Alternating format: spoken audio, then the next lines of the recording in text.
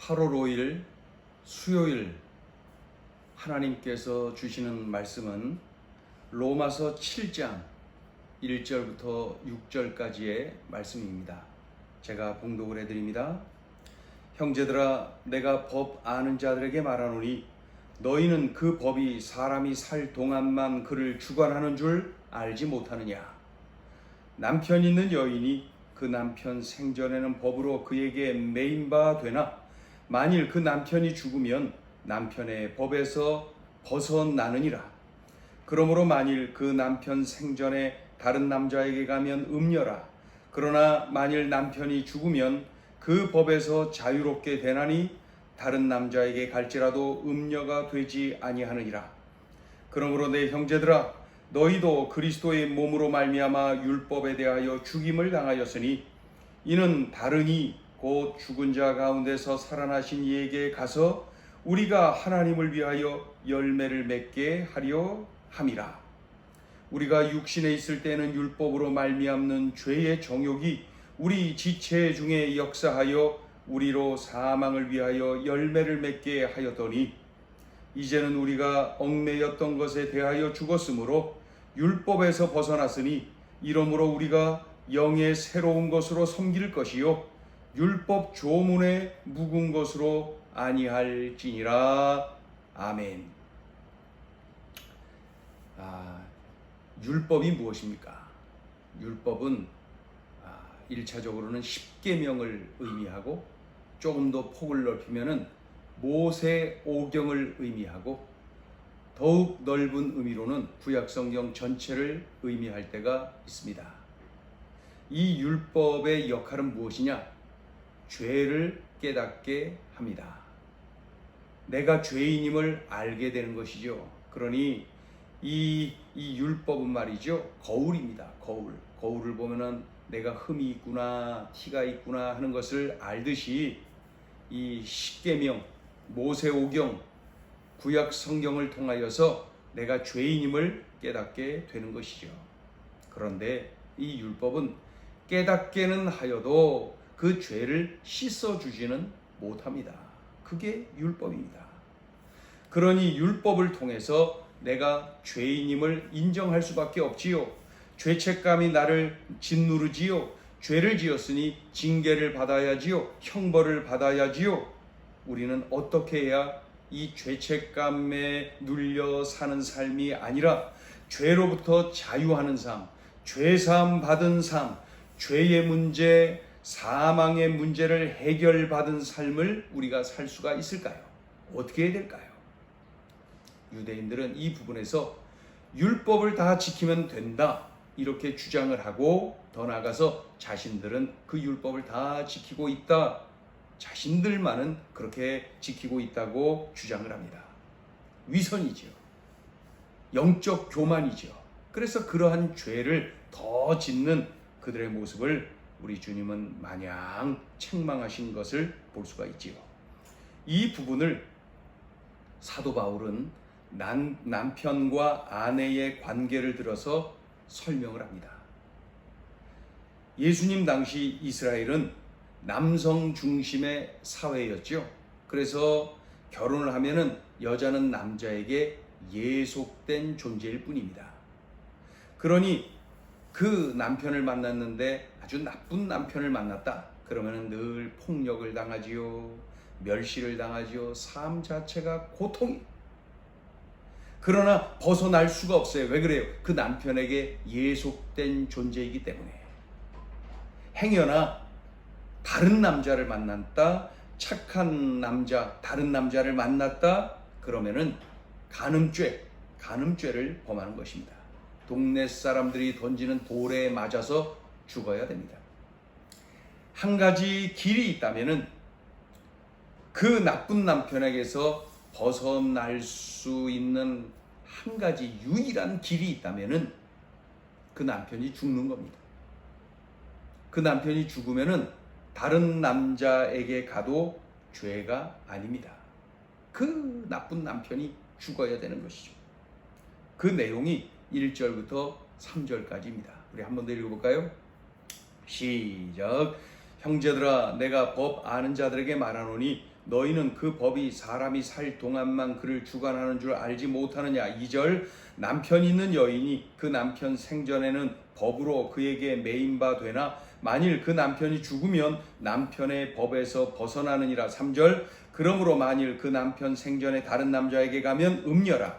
그러나 만일 남편이 죽으면 그 법에서 자유롭게 되나니 다른 남자에게 갈지라도 음녀가 되지 아니하느니라. 이제 이런 내용이죠.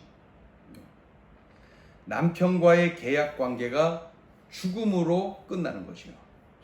마찬가지로 율법과의 관계도 죽음을 통해서만 해방될 수가 있다는 것입니다. 그러나 율법은 죽질 않잖아요.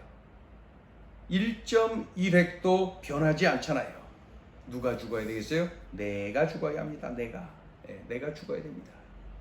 이 내가 죽어야 되는 이러한 관계를 이 사도 바울이 얼마 전에 연합의 원리로 설명했던 것을 우리가 기억하면 좋습니다. 내가 예수 그리스도를 생명의 구원자요 인생의 주인으로 믿고 영접을 했다면은 나는 예수님께서 십자가에 달려 죽으셨을 때 내가 함께 죽은 것입니다. 예수님께서 부활하셨을 때 내가 함께 부활하여 새 생명을 얻은 것입니다. 이 영적으로 말이죠. 그러니 우리는 옛 남편인 율법과 사별을 한 후에 새로운 남편인 예수님과 결혼을 했어요. 예수님은 나의 남편, 나는 예수님의 신부가 된 것이죠. 옛 남편인 율법은 나의 죄를 들춰내고 나로 하여금 죄책감에 눌리게 만들고 내가 죄인임을 늘 기억하면서 그렇게 살도록 만들었어요. 그 나의 첫 남편인 옛 남편인 그 율법은 나를 법으로 지배했어요. 그런데 말입니다. 나의 새 남편인 예수님은 나에게 은혜를 베푸는 남편, 사랑을 베푸는 남편, 신부인 나를 엄청 사랑하는 남편, 잘못을 해도 용서를 해주는 남편, 나를 너무도 사랑하여서 늘 함께하고 늘 보호해주고 늘 인도해주는 남편.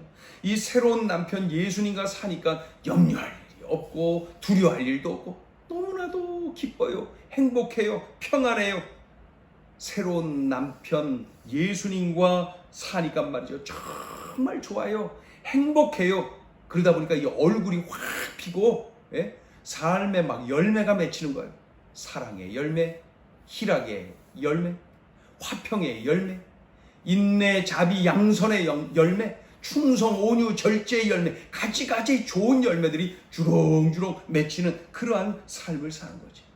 살만 나는 삶을 사는 것이지. 나의 새로운 남편 예수님과 살다 보니 말이죠. 그 내용이 4절부터 6절까지 기록되어 있어요. 자, 읽어보죠. 4절부터 시작. 그러므로 내 형제들아 너희도 그리스도의 몸으로 말미암아 율법에 대하여 죽임을 당하였으니 이는 다르니 곧 죽은 자 가운데서 살아나신 이에게 가서 우리가 하나님을 위하여 열매를 맺게 하려 함이라. 5절 우리가 육신에 있을 때에는 율법으로 말미암는 죄의 정욕이 우리 지체 중에 역사하여 우리로 사망을 위하여 열매를 맺게 하였더니 6절 이제는 우리가 얽매였던 것에 대하여 죽었으므로 율법에서 벗어났으니 이러므로 우리가 영의 새로운 것으로 섬길 것이요 율법 조문의 묵은 것으로 아니할지니라. 아멘. 자, 오늘 주시는 메시지입니다.